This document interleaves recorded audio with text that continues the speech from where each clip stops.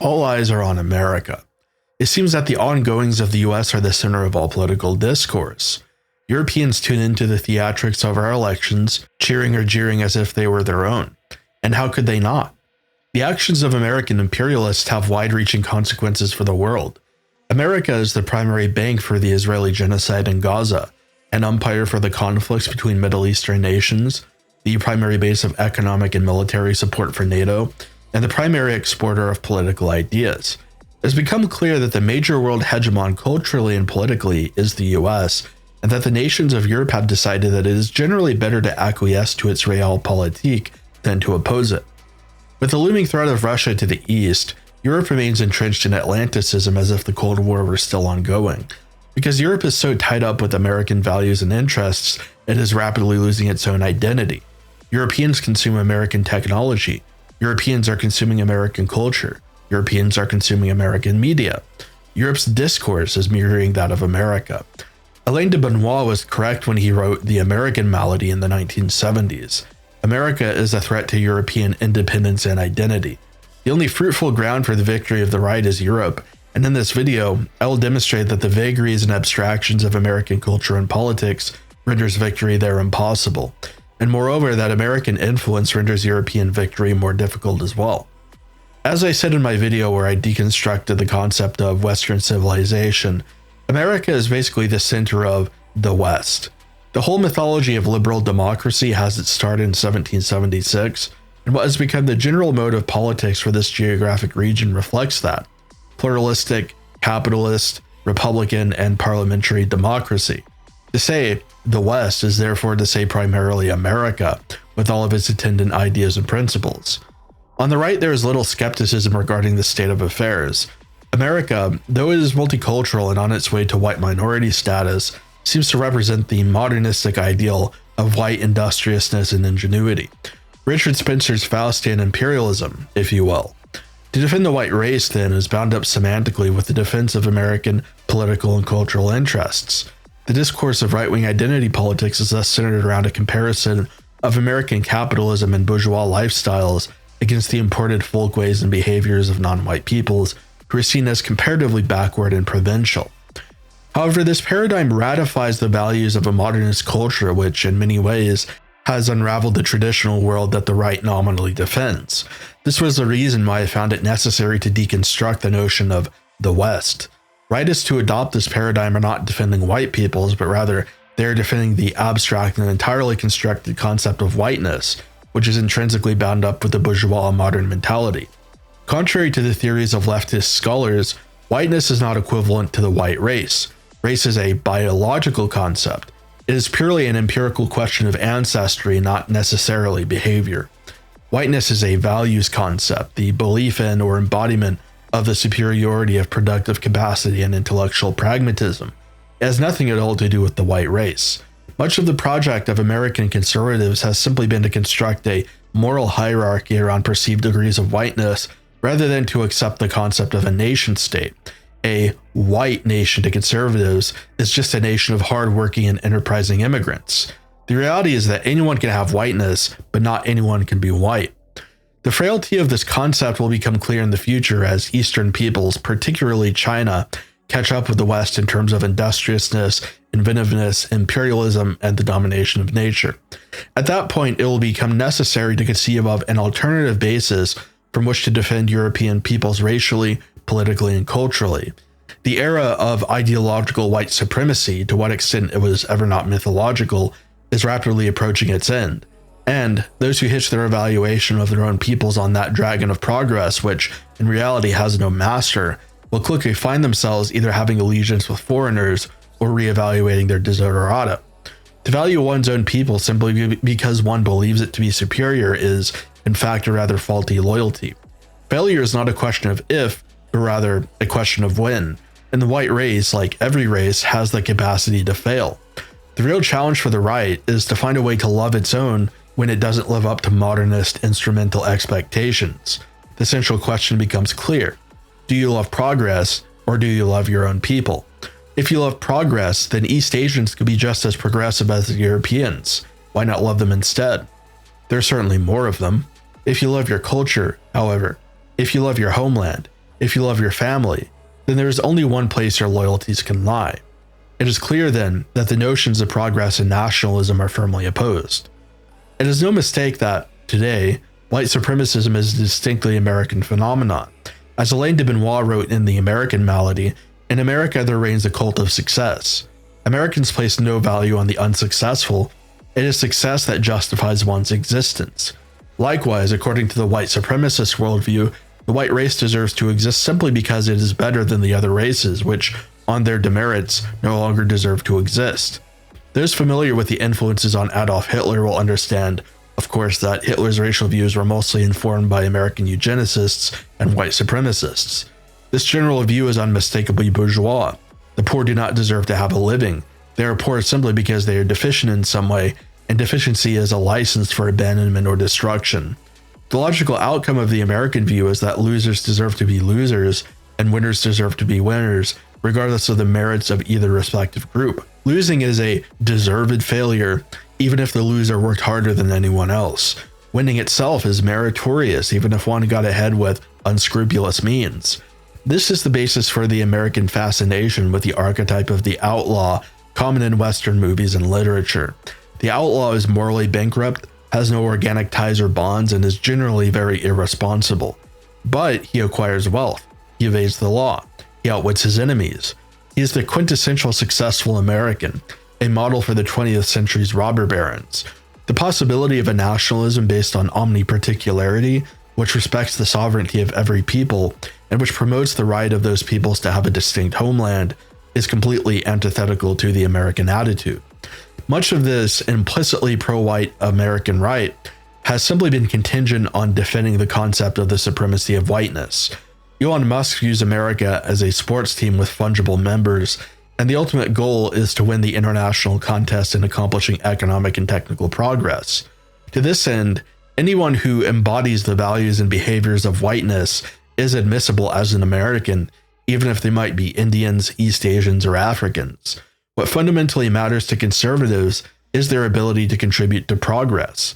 This attitude has led to the invention of absurd terms like heritage American, which elucidate that the crux of this idea is not race or ancestry, but rather one's potential at chasing down progress.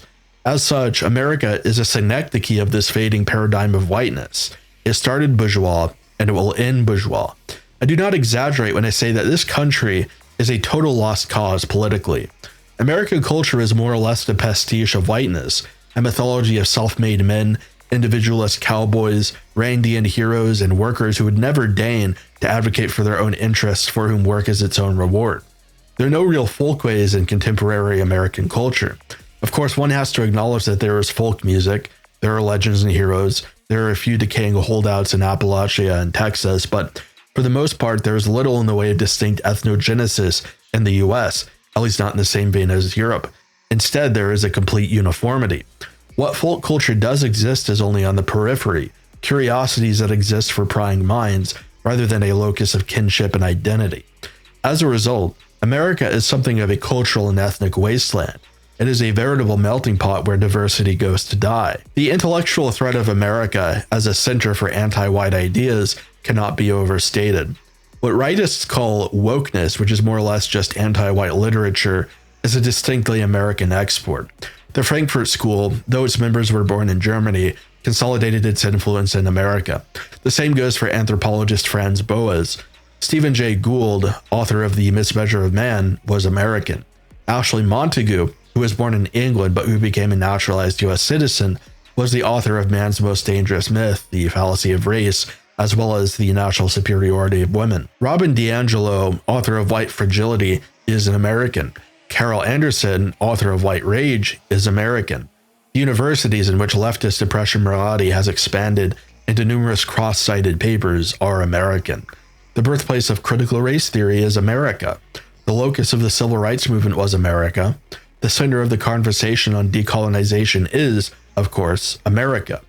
And it's worth noting that decolonization is not specifically a criticism of slavery and genocide against natives, which in itself would be laudable, but rather it is mainly a front for the delegitimization of white peoples, particularly white indigeneity around the world. As we can see, the American experience of deracination, cultural intermixture, the marketization and abstraction of natural bonds, atomization, and universalism has informed most of that which attacks European peoples. Is it any surprise that a melting pot, which first began by destroying all the distinctions between Europeans who came to the New World, would produce the most repellent stew?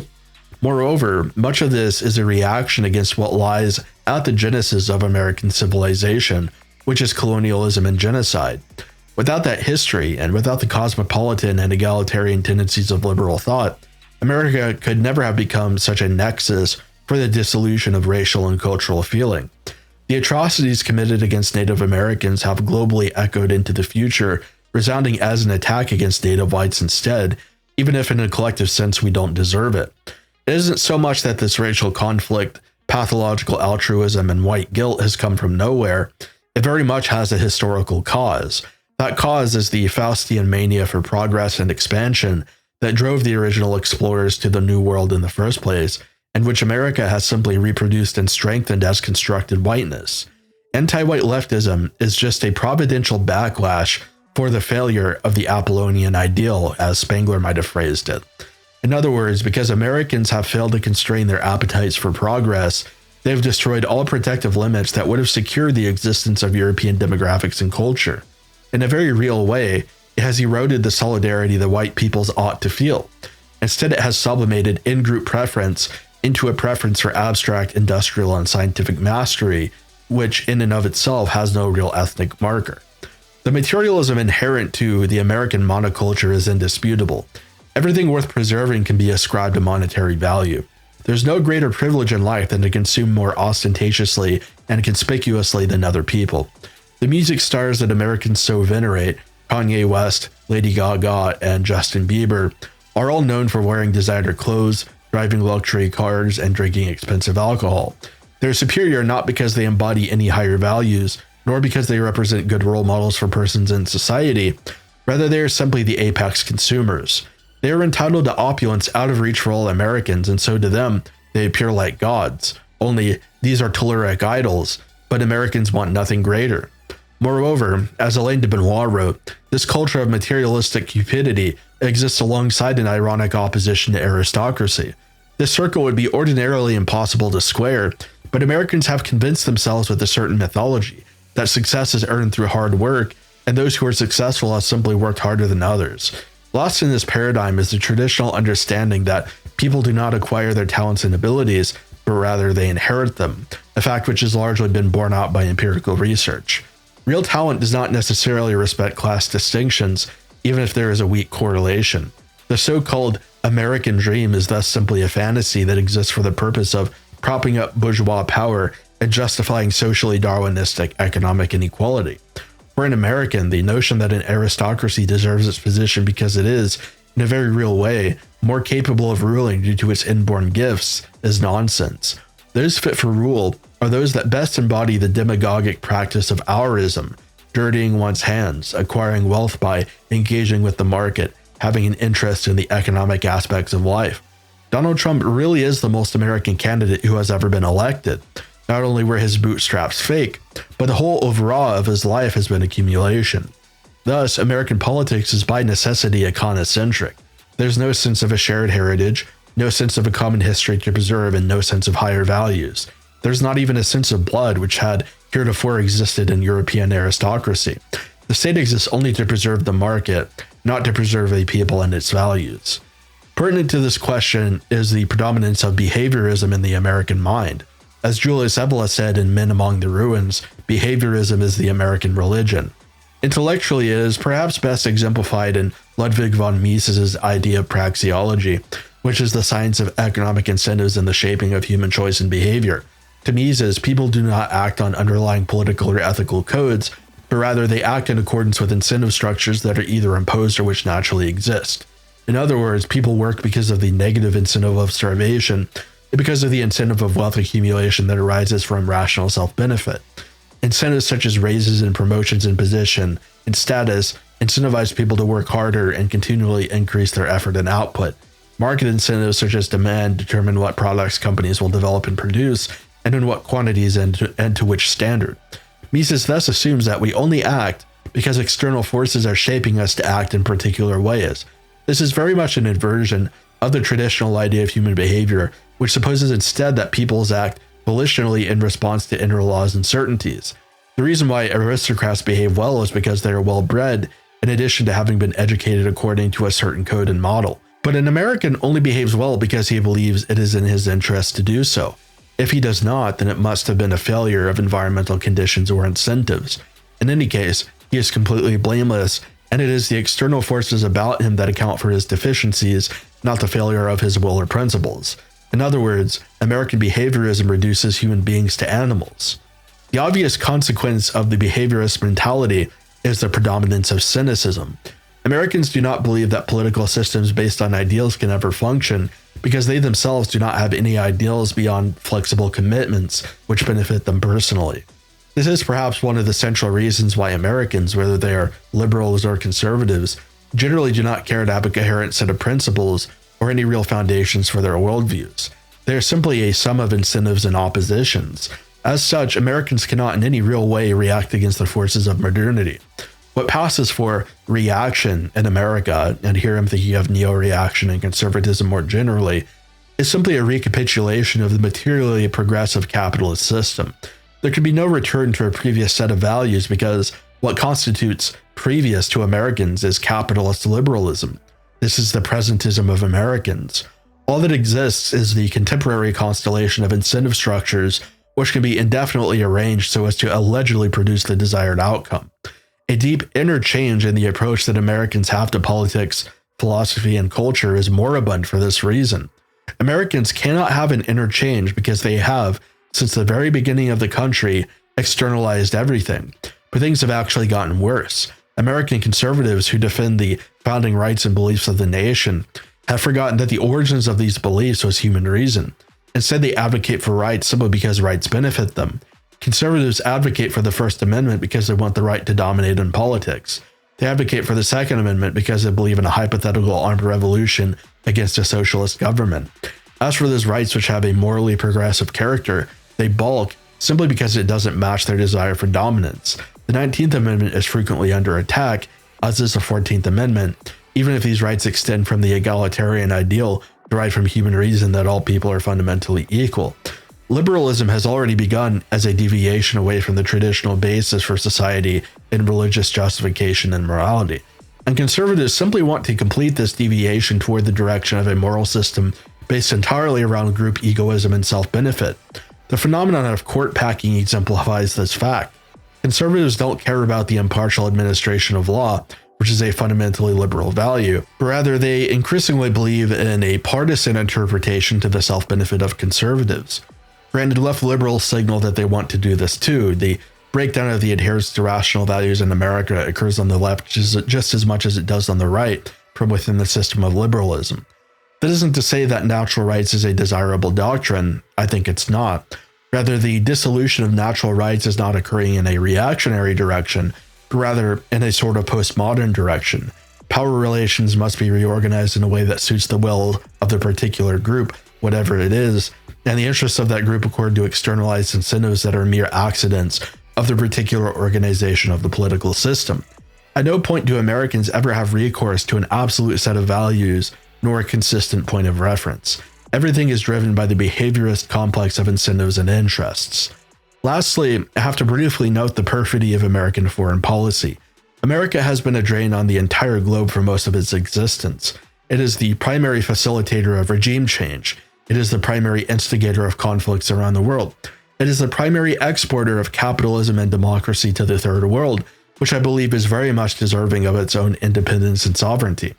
America is the most anti-nationalist entity in the world, and for this reason, it's no surprise that American nationalist movements never meet any real success nor gain any popularity within the polity. American opposition to the Islamic Revolution in Iran and the regime of Khomeini is emblematic of the fact that America will not respect any nation that desires its own sovereignty and destiny apart from that of America's. Furthermore, Americans are distinctively Zionist, and this Zionism is essentially a rejection of the right of Palestinians to have a national homeland. Naturally, this anti-nationalism is spurred by the doctrine of the supremacy of whiteness. The Israelis in this case embody the ideals of constructed whiteness, even if they aren't racially white. The Atlanticism spearheaded by America constitutes an essential reason why nationalism is so difficult to get off the ground in Europe as well. It is for this reason that Alain de Benoist once voted for the French Communist Party despite being a man of the right. His reasoning was that the Communist Party was sufficiently anti-American, and thus it was more beneficial for French nationalism than any pro-American party. As long as nationalism takes a backseat to US imperialism, it will be impossible to actually accomplish nationalist victory in any nation, let alone in the US itself.